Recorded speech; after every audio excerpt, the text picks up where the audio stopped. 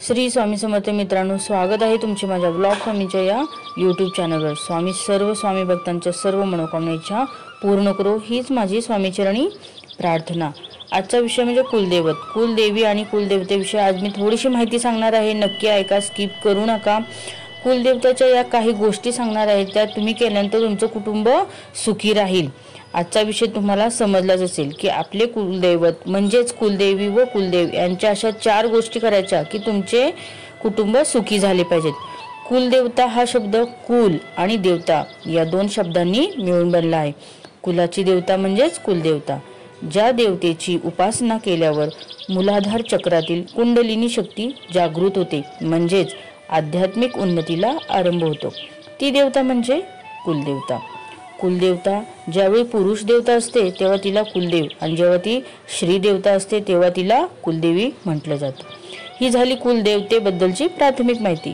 पण कुलदेवतेची सेवा करणे का गरजेचे असते, तर आपण या कुलाची देवता असते, आपलं ती रक्षण करता असते, आणि म्हणूनच आपल्या कुटुंबामध्ये किंवा आपल्या कुलामध्ये सगळं सुरळीत चालावं यासाठी आपल्याला कुलदेवतेची उपासना करणं आवश्यक असतं। मुलांची लग्न, आपल्या घरातील आजारपण असतील, या बऱ्याचदा कुलदेवतेच्या उपासना व्यवस्थित न होणे कारणीभूत असते। कुलाचार व्यवस्थित न होणे ही सुद्धा कारण असू शकते। आपल्या कुलाची आई, आपल्या कुलाचा देव आपल्या कुटुंबाचे पावलोपावली रक्षण करते, म्हणूनच त्यांची उपासना व सेवा होणे तितकेच महत्त्वाचे आहे। उपासना किंवा सेवा करताना यापुढील 4 गोष्टी आपण नक्की करा।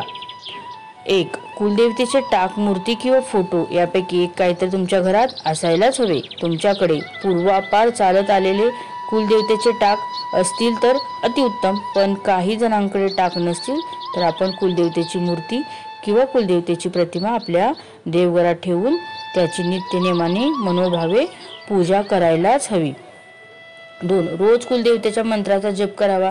रोज कमीत कमी 1 माळ तरी जप तुम्ही करायला हवा। तुमची कोणतीही कुलदेवी असेल त्या कुलदेवतेचा एक मंत्र असतो, त्या मंत्राचा कमीत कमी 1 माळ मंत्र जप तुम्ही आपल्या घरामध्ये करावा। ज्यांच्याकडे कुलदेव व कुलदेवती दोघेही माहीत नसतील त्यांनी कुलदेवतेचा नामजप करावा। काही जणांनी आपली कुलदेवी कोणती आहे हे माहीत नसेल त्यांनी श्री कुलदेवताय नमः हा मंत्र जप करावा। हा मंत्र जप श्रद्धेने केल्यास आपल्या कुलाची कुलदेवता कोणती आहे हे सांगणारा कोणतरी नक्की तुम्हाला भेटणार।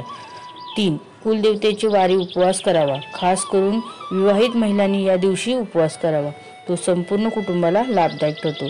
जर तुम्हाला कुलदेवतेचा वार माहीत नसेल तर मंगळवारी तुम्ही उपवास करू शकता, कारण मंगळवार हा देवीचा वार असतो। 4. वर्षातून एकदा तरी संपूर्ण कुटुंबाने कुलदेवतेच्या दर्शनाला जावे आणि दर्शन घ्यावे। दर्शन घेतल्यानंतर घरातील विवाहित महिलांनी देवीची ओटी भरावी। आपल्या आध्यात्मिक उन्नतीसाठी ज्या देवतेची उपासना आवश्यक असते अशा कुळाच्या भगवंत आपल्या जन्माला घालतो। कुलदेवतेची उपासना करूनच आध्यात्मिक आणि हिंदवी स्वराज्याची स्थापना करून व्यावहारिक उन्नती झाल्याने सर्वज्ञान उदाहरण म्हणजे छत्रपती शिवाजी महाराज। तुळजापूर येथील भवानी माता ही त्यांची कुलदेवता होती, तिच्या कृपेने त्यांनी हिंदवी स्वराज्याची स्थापना केली। मग मंडळी, तुम्ही सुद्धा तुमच्या कुलदेवतेची उपासना करणार ना? या 4 गोष्टी नक्की करा, आणि आपल्या श्री स्वामी समर्थांचा तर आशीर्वाद तुमच्यावरच आहे। स्वामी सेवा करा, स्वामी सेवेकरी व्हा। कोणत्या ना कोणत्या मार्गाने स्वामींची सेवा करा, कुलदेवतेची सेवा करा। कोणतेही संकट येऊ दे तुमच्या कुटुंबावर, ते पूर्ण नष्ट झाले म्हणून समजा। श्री स्वामी समर्थाय नमः। आई तुळजाभवानी नमो नमः। व्हिडिओ आवडल्यास नक्की लाईक करा, शेअर करा, दुसऱ्यांनाही माहिती कळू द्या। धन्यवाद।